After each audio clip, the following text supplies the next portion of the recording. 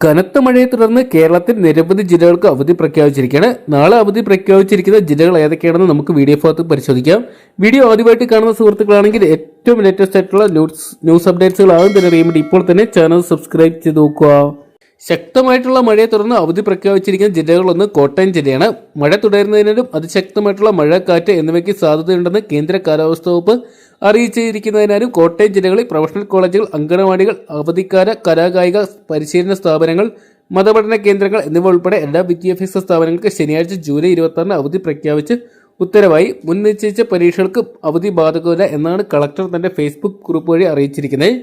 അതോടൊപ്പം തന്നെ നാളെ അവധി പ്രഖ്യാപിച്ചിരിക്കുന്ന മറ്റൊരു ജില്ല നോക്കുകയാണെങ്കിൽ എറണാകുളം ജില്ലയാണ്. എറണാകുളം ജില്ലയിൽ വിദ്യാഭ്യാസ സ്ഥാപനങ്ങൾക്ക് ജൂലൈ 26 ശനിയാഴ്ച അവധി കളക്ടർ പ്രഖ്യാപിച്ചിട്ടുണ്ട്. ശക്തമായിട്ടുള്ള കാറ്റും മഴയും കണക്കിലെടുത്ത് എറണാകുളം ജില്ലയിൽ ഓറഞ്ച് അലർട്ട് പ്രഖ്യാപിച്ചിരിക്കുന്ന സാഹചര്യത്തിൽ പ്രൊഫഷണൽ കോളേജുകൾ ഉൾപ്പെടെയുള്ള എല്ലാ വിദ്യാഭ്യാസ സ്ഥാപനങ്ങൾക്ക് ശനിയാഴ്ച ജൂലൈ 26 അവധിയായിരിക്കും.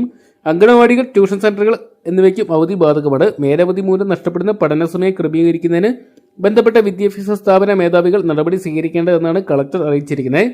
കേരളത്തിൽ അതിശക്തമായിട്ടുള്ള മഴയാണ് വരും മണിക്കൂറിലും വരും ദിവസങ്ങളിലും കാലാവസ്ഥാ വകുപ്പ് പ്രവചിച്ചിരിക്കുന്നത്. നിലവിൽ 2 ജില്ലയിൽ മാത്രമാണ് ഇതിനോടൊപ്പം തന്നെ മഴ സംബന്ധിച്ചുള്ള അവധി അപ്ഡേറ്റുകൾ നമുക്ക് ലഭ്യമായിരിക്കുന്നത്.